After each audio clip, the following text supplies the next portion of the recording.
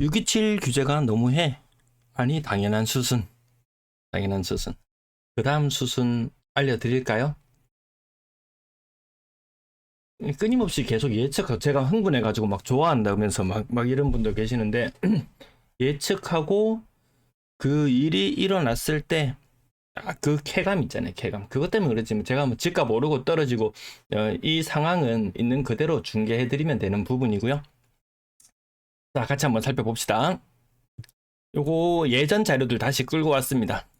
예전 자료들 다시 끌고 왔어요. 자, GDP 대비 가계부채 비율 90.3%. 여기에다가 뭐 전세 자금까지 포함시킨다면 160%? 몇 퍼센트 하여튼 무진장 높습니다. 하여튼 요 수치만 놓고 봐도 캐나다에 이어서 2위라는 사실. 이것 때문에 내수가 돌지 않죠. 자, 일본이 부동산 시장이 90년대 이후로 본격적으로 내리막을 걷기 시작했을 때 총량 규제, 은행의 총량 규제가 있었습니다. 어떤 시기였냐? 부동산 대출 증가율을 총 대출 증가율 이하로 억제한다. 이것만으로도 내리막을 갔었습니다.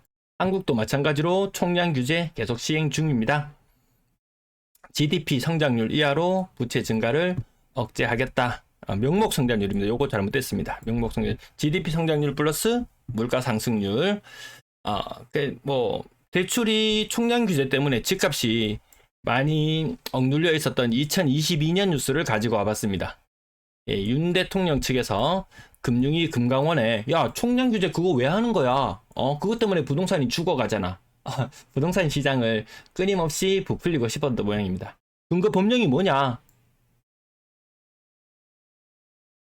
그래서 그때 당시에 총량 규제 폐지 완화될 가능성도 대두되었습니다. 금융당국 금융위원회에서는 근거 법령은 없고 공고 차원의 제도라고 설명했다. 야, 그거 하지마. 뭐 이런 식으로 하려고 했었던 것 같은데, 총량 규제는 22년도에도 23년도에도 24년도에도 계속 진행 중이었습니다.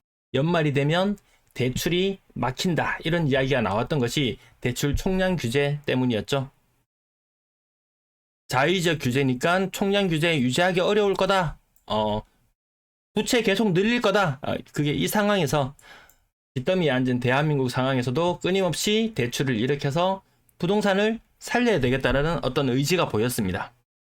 아무튼 이거 없애려고 했지만 없어지지 않았습니다. 25년도에도 대출 총량 규제는 새로 시작했고, 24년도에도 23년도에도 22년도에 야, 대출 총량 규제 그 법적 근거가 뭐야? 그거 없애야 되는 거 아니야? 이렇게 했지만 계속 진행 중이었습니다. 진행형이었습니다.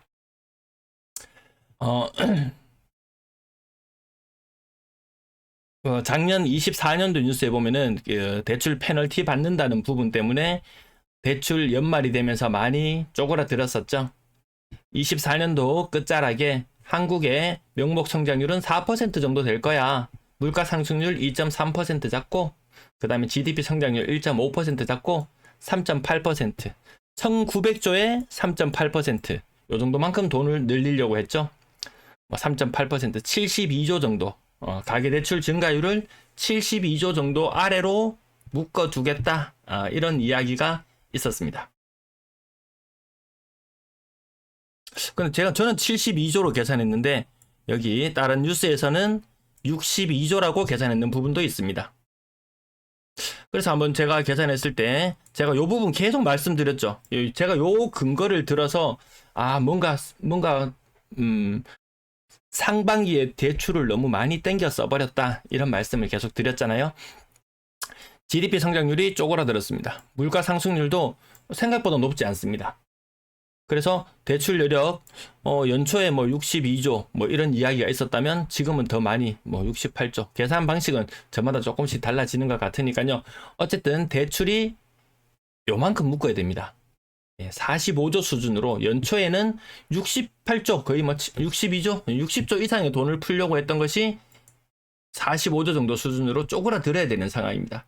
그러니까 정책 자금도 줄여, 대출도 줄여, 은행 너 것도 대출 줄여, 이런 식으로 나오는 거죠. 그래서 요 수순으로 가게 됐습니다. 결과적으로 3.8%의 명목 성장률에서 2.5% 명목 성장률로 줄어들면서 정책 자금 10조 줄여, 은행 대출 10조 줄여, 결국 이렇게 와버렸죠. 이렇게 와버렸습니다.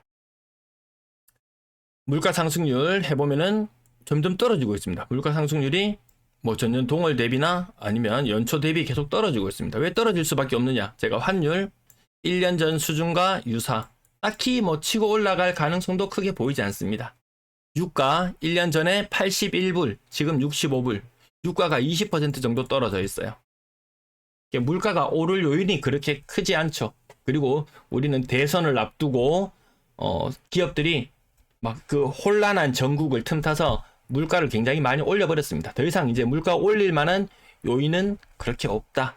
그렇게 따지고 보면 물가 상승률이 더 낮아진다면 물가 상승률이 더 낮아진다면 대출 여력은 더 줄어드는 겁니다. 그래서 다시 계산해 봤을 때 총 대출액 60조 이만큼 안 될 것 같습니다. 요게 최근에 제가 여러 차례 계속 계산을 해오던 부분인데요. 65조까지 아닌 것 같고 한 45조 정도 풀릴 것 같고, 정책 자금 부분이 매달 어느 정도 나가냐 하면은 한 2조 정도 풀립니다. 정책 자금이 한 24조 정도, 25조, 20조 요 정도 잡고, 은행도 요거 좀 더 줄여야 되겠네요. 더 많이 줄어들겠네요. 한 30조 정도 수준? 뭐 더 많이 줄어들 것 같습니다. 그래서 이걸 줄이기 위해서 지금 뭐 6.27 대책을 금융위에서 내놓았죠. 금융위에서 알아서 척척 내놓았던 것이 뭐 금융위에서 뭐 새로운 정권에 잘 보이기 위해서, 아부하기 위해서 뭐 이런 뭐 특단의 대책을 내놨다기보다는 이 대출 총량 규제에 근거하여 더 이상 대출이 늘어나는 것을 방관할 수 없었기 때문에 특단의 대책을 내놓을 수밖에 없었던 것 같습니다. 정부 50조 공급 목표, 50조 공급 목표. 이거 조금 수정합니다. 줄어들었죠. 50조, 뭐 55조, 50조로 6월 27일 기점으로 좀 줄였습니다. 정책 자금 상한 15조. 근데 더 많이 갚을 걸로 보나 봅니다. 여기 보시면 아시겠지만 정책 자금 15조까지 상한 안 하거든요. 한 10조 정도 상한? 10조 정도 상한? 그러면 이 대출을 더 많이 줄여야 됩니다. 더 많이 줄여야 돼요. 전금융권 대출이 얼마나 늘어나고 있냐면 주담대와 기타 대출 다 합쳐서 보면 뭐 5월에는 5조, 6월에는 6, 4월에는 5조, 6조, 7조 막 이렇게 계속해서 폭발적으로 증가합니다.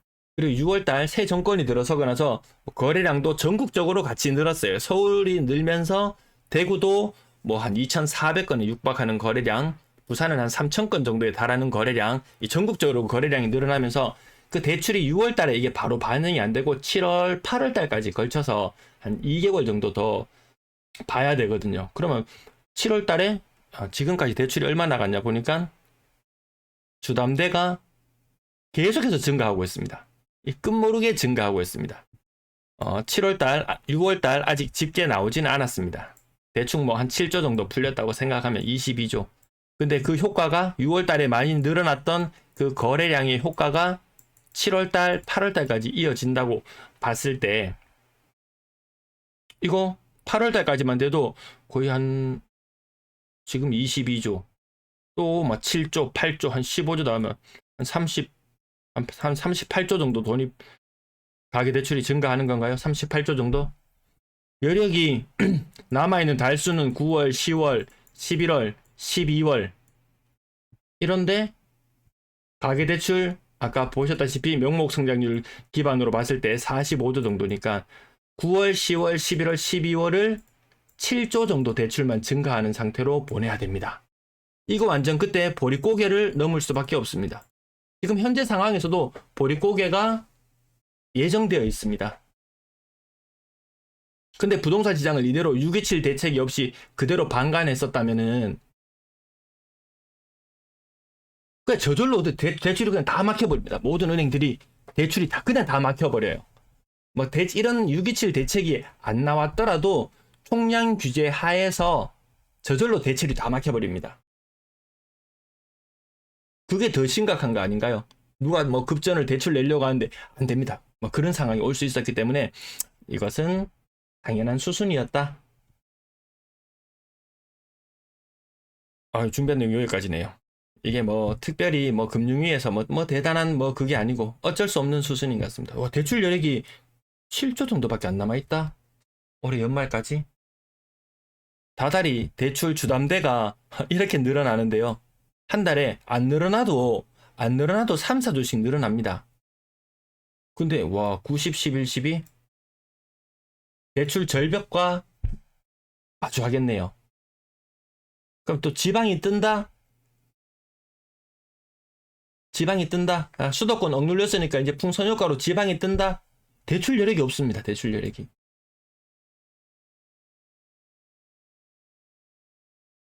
요걸 계속 추적해오고 있었잖아요. 가계부채가 얼마나 늘어나는지, 그리고 돈이 얼마나 풀리는지. 이거 45조. 정책자금 상환 생각보다 별로 하지 않으면 25조에 20조. 와, 은행권도 대출 여력이 많이 없네요. 가계대출 많이 안 늘립니다. 그래서 뭐 기업 대출을 늘리는 방향으로 나간다. 이런 이야기도 있습니다. 저도 이거 자료 취합했던 걸 예전부터 이거 계속 보여드리던 자료라 가지고 다시 한번 정리를 하다 보니까 이거 극악의 상황으로 몰리네요. 이거 너무 많이 잡았나? 또 7조, 14조, 36조. 뭐 많으면 9조. 8조, 9조. 와, 정책자금 대출 외에는 가계대출을 내줄 수 없는 그런 상황인데요, 보니까. 정책자금만 해도 안 나가도 한 달에 2조씩 나가거든요. 2조씩. 남은 4달 동안. 정책자금 외에는 은행 대출 거의 꽁꽁 막히는 수준일 겁니다. 야, 금융위가 이런 대책을 내놓을 수밖에 없습니다. 자, 이런 상황에서 뭐 풍선 효과가 어쩌고 저쩌고 뭐 전세 가격이 오르고 뭐 어쩌고 저쩌고 또 이런 이야기가 나온다면은 그렇게 대출 내줄 여력이 안 되거든요. 그러면 어떻게 하겠습니까? 그 다음 수순은 전세가 오른다고 지금 언론에서는 벌써 이야기를 떠들어대기 시작합니다. 그럼 전세 자금 대출을 안 내줘야 되겠죠. 어떻게 하면 전세 자금 대출을 막을 수 있나요? 네, 전세 자금 대출 DSR 시행입니다. 이거 이야기 그전에도 이야기가 나왔다가 다시 쏙 들어가고 나왔다가 집값뒤에 의해서 쏙 들어가고 이랬는데 이것도 나올 가능성이 있겠다. 언론에서는 또 이거 나 대출 내주면 갚을 수 있는데 왜 정부에서 이렇게 틀어막냐라고 하면서 언론에서 가지고 온 예시는 아주 귀한 연봉 2억인 사람의 예시를 가지고 와서 DSR 40% 30년 대출하면은 돈 충분히 갚을 수 있는데 라는 이야기를 합니다. 그러면 연봉 2억인 사람 중에서 30년 동안 근무할 수 있는 사람이 과연 얼마나 되냐? 연봉 2억이면 이제 거의 나갈 때 다 된 사람들 아닙니까 이제. 그래서 저는 개인적으로 요거 해야 된다. 국가 이게 정책 제안하는 그런 게시판이 있는데 한번 해볼까 싶습니다. DSR 산정할 때 20년 30년 할 게 아니고 남은 근속 연수를 산정해가지고 계산을 해야 된다고 저는 생각합니다. 연봉 2억인 사람 30년 동안 연봉 2억 그 이상 될 수 있는 사람이 과연 얼마나 되겠습니까? 상위 연봉 2억이면 상위 1% 정도 되나요? 그래서 이사쯤 하고 이제 나갈 날만 손꼽아 기다리는 사람한테 갚을 수 있는데, 이건 말이 안 되는 것 같아요. 이거 표 계산하다 보니까 정말 충격적이네요. 정책자금 대출 내줄 수 있는 만큼밖에 여력이 안 된다. 한 8조 정도 대출 여력이 남아있다. 9, 10, 11, 12. 정말 심각하네요. 정말 심각하네요.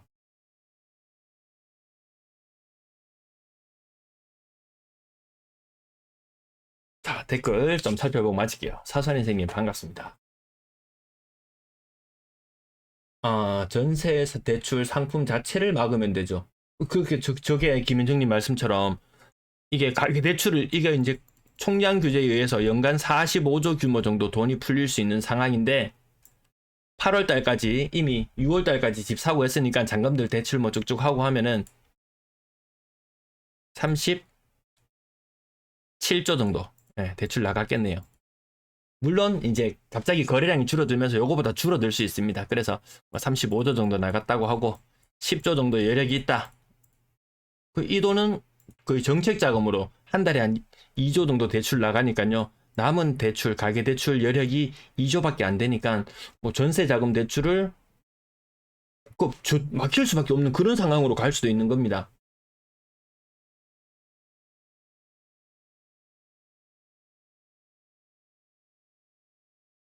근데 꼭 필요한 사람들이, 전세 자금 대출이 꼭 필요한 사람들이 있잖아요. 근데 그것마저도 어쩔 수 없이 막혀버린다면 더 큰 혼란이 오기 때문에 오히려 그런 더 큰 혼란을 사전에 예방하기 위해서 특단의 대책이 나온 것 같다. 음, 금리만 올리면 다 붕괴된다. 맞죠? 금리도 오르고 대출 여력도 줄어들고. 음, 사랑합니다님, 감사합니다. 제가 이 자료들을 이게 자료 이게 우습게 보이지만 이거 한 달에 한 번씩 매번 추적해가지고 매번 이 자료들을 만드는 거잖아요.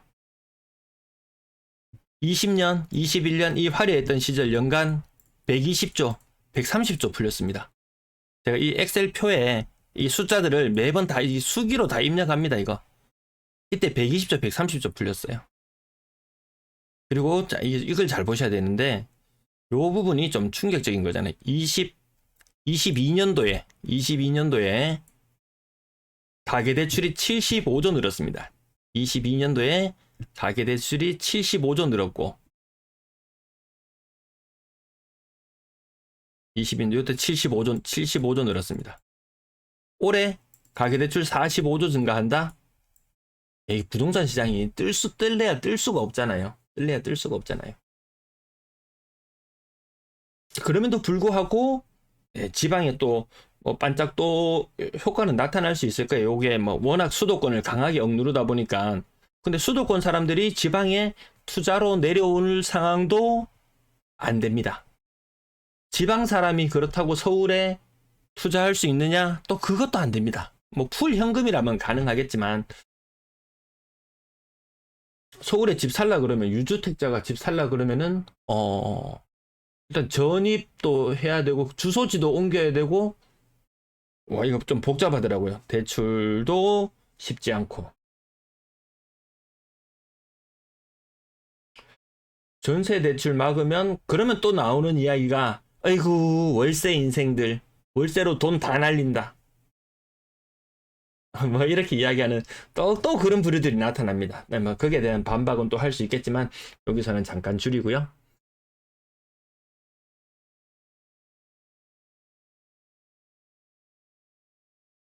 그렇지만 결국은 대출. 그러니까 이 대출의 총량이 알게 모르게 가계대출 증가를 굉장히 억제하고 있는 그런 상황이다. 20년, 21년 진짜 무지성으로 너도 나도 대출 다 내던 시절.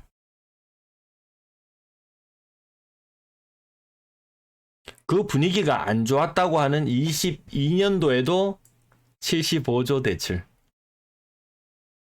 올해는 그래도 연초까지만 해도 60조 이상 돈이 들어올 걸로 생각했는데 워낙 명목 성장률이 워낙 낮아지다 보니까 상황이 지금 여기까지 와버렸네요. 여기까지 와버렸네요.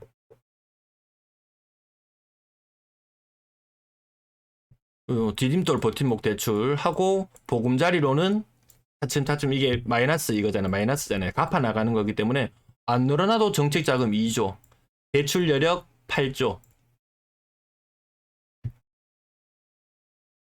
90, 11, 12, 90, 11, 12 이러면 끝. 그럼 가계대출을 대출을 내줄 수가 없습니다. 지금 뭐 또 저금리 때문에 또 집값 오른다는 어이없는 뉴스가 오늘 또 하나 보이기도 하던데요. 은행 대출 대출 통계표 제가 한 번씩 보여드리잖아요. 지금 대출금리 평균이 5대 은행 기준으로 평균이 4.2%입니다. 기준금리 2.5%로 떨어져 있지만 대출금리는 더 올라가 버렸습니다.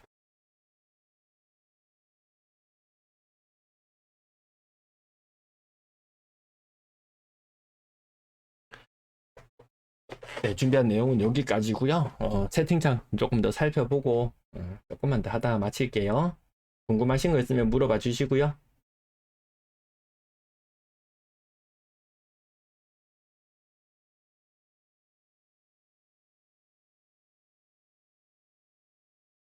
근데 여타의 선진국들도 국가 부채 수준 뭐 80% 올라까지 올라간다고 해서 그렇게 문제가 될 것 같지는 않습니다. 근데 그렇게 국가 부채를 늘리는 와중에 그것들이 이제 나라의 성장에 이제 기여할 수 있게 국가 부채가 좀 늘어나고 그 연후에 좀 좋은 세상이 오면 되는데 빚은 빚대로 지고 나라가 경쟁력을 잃어간다면 저는 그게 사실 제일 무섭습니다. 간혹 가다가 제가 뭐 중국의 뭐 자동차나 다른 산업이나 로봇이나 뭐 여러 가지들 이런 자료들을 가지고 왔을 때 우리나라 기업들이 그렇게 뭐 미국이나 뭐 중국이나 이 경쟁력이 다 떨어지잖아요. 뭐 아무것도 모르는 사람들은 뭐 삼성전자 반도체 뭐 최고 아니야? 뭐 세계적인 경쟁력 좋은 거 아니야? 근데 뭐 반도체나 이런 부분에 있어서도 경쟁력은 미국이 거의 1등 다 가져가고 중국이 그 자리를 바짝바짝 추격하고 있고 뭐 그런 실정이니까요.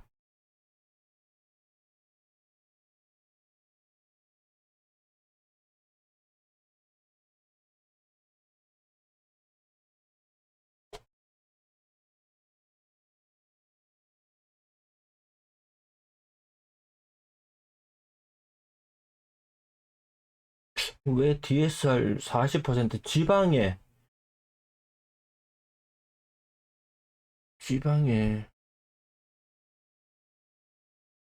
DSR 40% 이하로도 대출 왜 그럴까요? 40%까지 나오지 않나요? DSR을 맞췄을 때.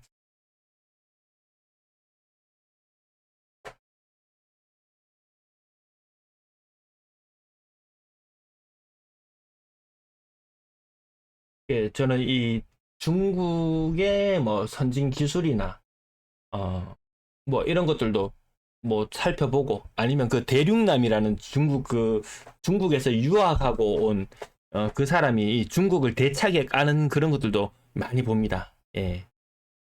그 중국의 명함을 같이 한번 보는 거죠, 뭐.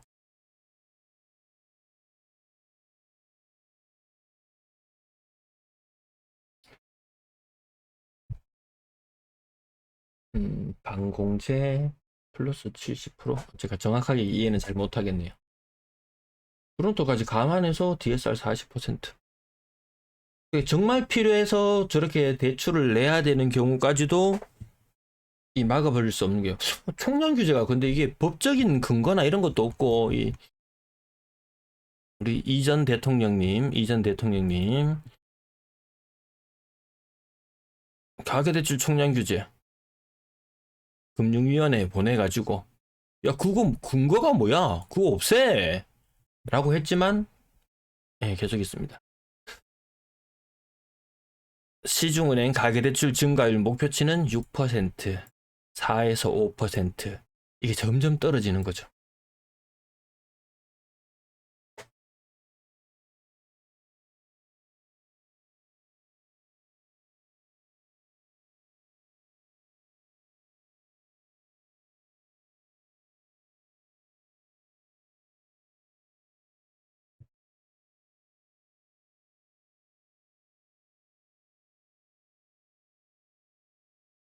음, 627 전부터 이미 은행들은 대출 안 해준다고 했었어요. 그래도 이제는 아까 제가 이렇게 아주 극단적으로 이렇게 말씀을 좀 드렸지만 대출 남아있는 여력에 대해서 극단적으로 말씀을 드렸지만 어, 서울 수도권이 갑자기 지금 대출이 거의 일어나는 부분에 한 8할이 수도권이거든요. 수도권을 꽁꽁 틀어막아서 당장에 7월달, 8월달 거래가 서울에 굉장히 많이 줄어들어 버리는 그런 상황이 오게 되면 아마 요 한도들은 충분히 더 여유 있게 돌아갈 수도 있습니다. 뭐 월간 기준으로 4조씩 그러면 지방에 그런 훈풍이 조금 더 불 수는 있겠죠.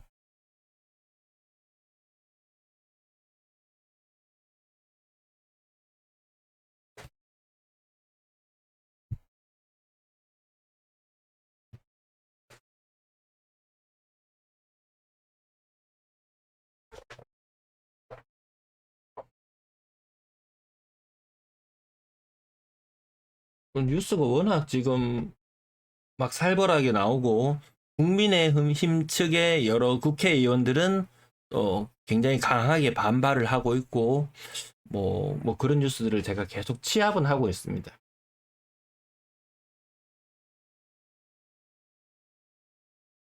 집을 사는 사람들의 절반 정도의 대출을 받아서 집을 사는 게 제일 평균적인 모습이고요.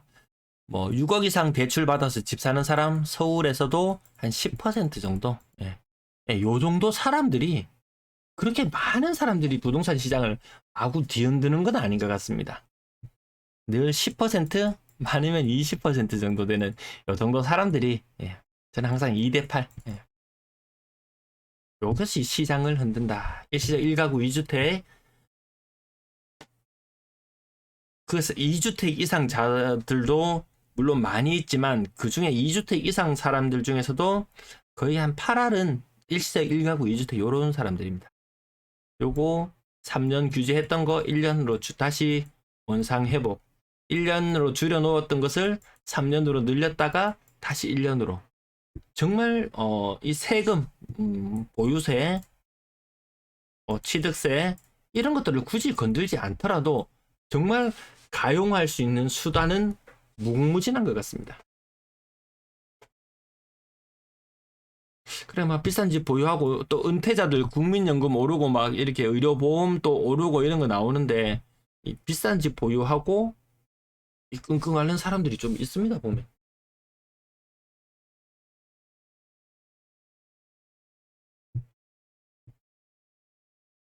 그 지방이 좀 또 뜨려고 좀 대출 좀 일으키면 예, 점점 이 철퇴를 더 맞을 수밖에 없는 그런 상황이죠. 62조 올해 62조를 늘리려고 했는데 대출 여력이 45조 수준으로 이게 1900조로 잡으면 1900조에 0.25% 약간 더 늘어나긴 하겠습니다. 48조 정도 잡더라도 과거에 부동산 시장에 풀렸던 그 돈보다 턱없이 부족하다.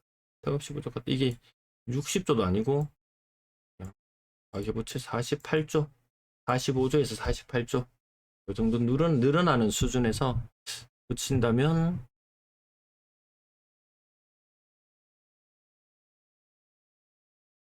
좀 문제가 있어 보니. 그나마 부동산 시장이 좀 살아나려면 다시 주식 시장으로 좀 돈이 들어가고 다시 거기에서 또 성장률을 또 이끌 수 있는 뭔가가 나와서 좀 나라가 성장해주면 알아서 시장에 돈이 더 많이 풀릴 것이고 알아서 부동산은 뜨겠죠. 부동산만 혼자 떴던 시간이 너무 길었던 것 같습니다. 부동산 시장, 주거용 부동산 시장의 그 시가총액이 한 7천조 상장 주식 기준으로 봤을 때 한 3천조 지금 이런 상황. 이쪽이 좀 크다. 딱 요 비중이 우리나라 가구들이 가지고 있는 자산하고 그 수준이 딱 비슷하죠. 7대3 부동산 대 현금 이렇게 봤을 때 현금으로 봐야 되나요? 예. 이렇게 봤을 때 금융자산 부동산 대 금융자산 7대3 정도 심하면 8대2 이런 경우도 있지만 7대3 정도. 미국은 요거 반대 3대7 정도. 우리나라도 눈 떠보니까 선진국이라고 하던데 요거 비중이 좀 올라가고 부동산은 조금 떨어지고 일본이 한 6대4 정도 되나요? 일본이 6대4 5대5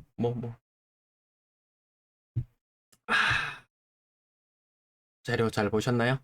그래서 이 영상 마지막 정리만 할까요? 627 규제가 너무해. 아니 당연한 수순이란 거 납득이 되시나요? 자, 그 다음 수순. 지방이 뜰 거야. 전세 시장에 대혼란이 일어날 거야. 그거 힘들다. 627 규제가 당연한 수순처럼 우리에게 다가왔듯이 또다시 지방이 뜨고 많은 대출을 일으키는 그런 상황이 온다면 전세자금 대출도 많이 내야 되고 이런 상황이 온다면 또 더 강한 규제들, 전세자금 DSR, 아예 투자를 아예 거의 못하게 막아버리는, 갭 투자를 막아버리는 여러 가지 방식 중에 양도세 비과세 기간, 뭐 1년으로 축소 등등 여러 가지 정부가 쓸 수 있는 칼이 정말 많구나.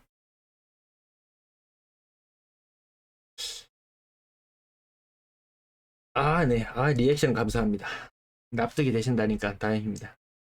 제가 이렇게 계속 이상하다. 상반기에 대출이 이렇게 많이 나가면 하반기에 대출 내줄 거 없을 건데 그런 말씀을 드렸었는데 서울 거래량이 6월 달에 거래량이 거의 9천 건에 육박할 정도로 텐션이 장난이 아니었습니다. 텐션이 장난이 아니었어요. 근데 지금 이제 다음 주부터 당장에, 요즘에는 워낙 거래가 되더라도 일주일 내로 신고되는 건수들이 굉장히 많기 때문에 당장에 다음 주만 되더라도 그 변화를 확인할 수 있을 것 같습니다. 그리고 거래 취소 건수, 취소 건수가 또 얼마나 되는지 그 부분도 조금 더 다뤄드리도록 할게요. 네, 오늘 시청해주셔서, 채팅창 더 이상 말씀 없으시면 여기까지 마칠까 합니다. 거의 30분, 벌써 방송한 지 30분이 되었네요. 시청해주셔서 대단히 감사합니다. 맞다. 제가 이 영상을 또 만들려고 이 PPT 틀을 가지고 오는 과정에서 제가 한 3개월 전쯤에 대출 총량제 영상을 만든 그 틀에다가 다시 이걸 조금 더 수정해서 만들어 봤었습니다. 그렇다고 뭐 대출을 이렇게 막았다고 해서 지방이 폭락할 것인가? 그렇게 생각하지 않습니다. 지방 더 이상 폭락할 자리도 보이지 않는다. 다만 그 가격 층위별로 그 다른 흐름은 이해하시고 내 소득 수준이나 이런 것들에 맞춰서